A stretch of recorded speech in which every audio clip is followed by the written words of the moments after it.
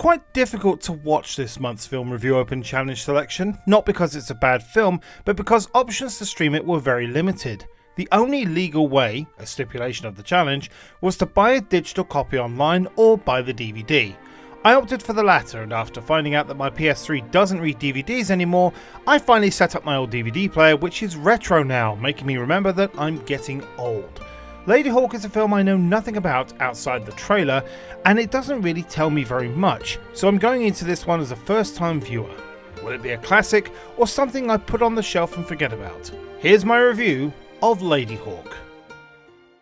Philippe Gaston, a thief known as the Mouse, escapes from the dungeons of the Bishop of Aquila and is pursued by his guards. After getting captured at a tavern, he's rescued by former guard Etienne Navarre and his pet hawk.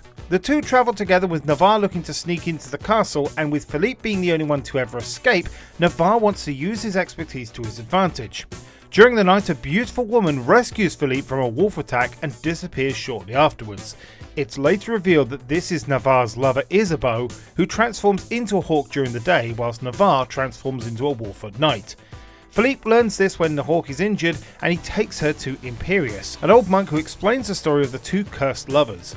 The bishop put a curse on them as he was jealous and couldn't have Isabeau for himself. After various narrow escapes from the castle's guards, Imperius states he knows how to break the curse and tells Navarre, but Navarre is determined to simply kill the bishop, even after being told that this will mean that they will stay in their situation forever.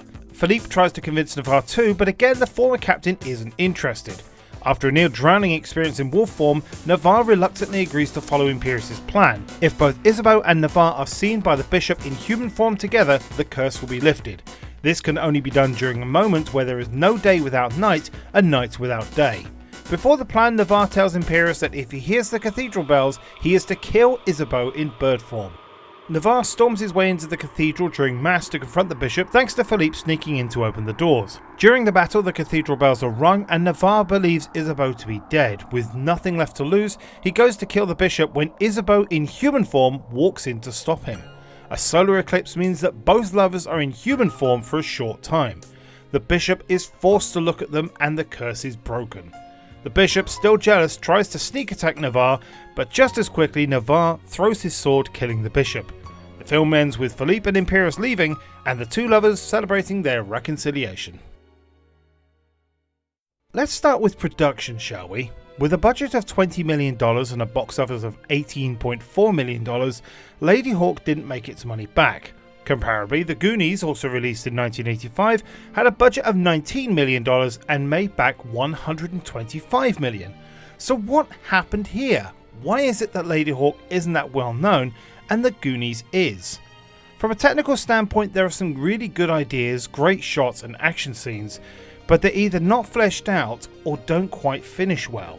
The action, for example, has some great moments such as the tavern fight or the storming of Imperius' castle, but the ending seemed a bit slower and the horses in particular looked really unhappy. The captain falls off twice and it seems like the first one wasn't supposed to happen. It's really off-putting, and I hope I'm wrong in thinking that they weren't treated very well. Likewise, there's a moment where Isabeau is being cured from the arrow in her breast, and miles away the bishop is seemingly suffering too. Is this a plot point that will come up later? Perhaps like Hellboy 2 The Golden Army, this will be an integral point in the finale. No, it's never brought up again. This is just before César the Wolf Hunter is brought in. Now I love Alfred Molina, but this is a waste of Alfred Molina. It's one of the several things that could be cut from the film and wouldn't have been worse off. The story as a whole works well, and I like the fact that an eclipse is a clever way to have the lovers be human together. It's a simple premise done well, aside from those niggling plot points. Character-wise, Philippe is the strongest and it's not even close. I love his talking to God acting as a way of building his character, and also indirectly talking to the audience to let us know what he's thinking. It's almost a prelude to Matthew Broderick's next film, Ferris Bueller's Day Off. Isabeau's chemistry with Philippe is interesting, and I wondered if there might be a romantic element, but in retrospect I'm glad there wasn't. The bishop, on the other hand, isn't fleshed out at all. How is he in charge of dungeons, a castle and his own army? To me though, the biggest failing is the character of Navarre, a character who will do things his way or not at all. When Isabeau is injured, he tasks Philippe to save her by taking her to Imperius, but then won't listen to Imperius when he not only offers a solution, but outright says that killing the bishop will leave the lovers to their fate forever. I understand that Navarre doesn't trust Imperius after he inadvertently told the bishop about their secret relationship, but he can't trust him to heal Isabeau one moment and then distance him the next. It's only when Philippe saves Navarre's knife that he listens and even tasks Imperius with killing Isabeau if he fails. What authority does he have to make that decision? Navarre is an unlikable protagonist, and I don't think that's the point, which means the film fails to make its hero someone you root for. This isn't to say the film is bad. The wide shots and on-location pieces are really good. It doesn't feel like a film set, but rather an actual place with large distances between each location. There is a gratuitous shot of Bird Isabeau flying across the lake, which is gorgeous. It doesn't add anything to the film, but it is fantastic nonetheless. I understand the film is limited by the time, so some of the effects are a bit janky, but it wasn't off-putting. Not even seeing that the supposedly big scary wolf is just a big black fluffy dog that loves to give kisses. What is off-putting though is the soundtrack, which does not fit in at all. It's not awful, in fact one song sounds very similar to Superstitious by Stevie Wonder, but the 3 or 4 pieces used take me out of the world they're building. The film was also nominated for 2 Academy Awards for Best Sound Design and Best Sound, losing out to Back to the Future and Out of Africa respectively. And overall, Ladyhawke is quite well received, but it's just not for me. I found the story off-putting and the main character unlikable. There are some good ideas here, but the script needed another draft in my opinion to smooth out some of the edges. Ladyhawke is not one I can recommend sadly, it just didn't take off for me.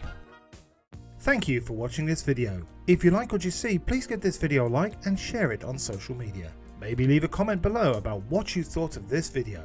And if you'd like to see more, please subscribe for more content. If you'd like to support me in other ways, you can buy merchandise at bradleyj.tmail.com, where you can buy t-shirts, tote bags and more.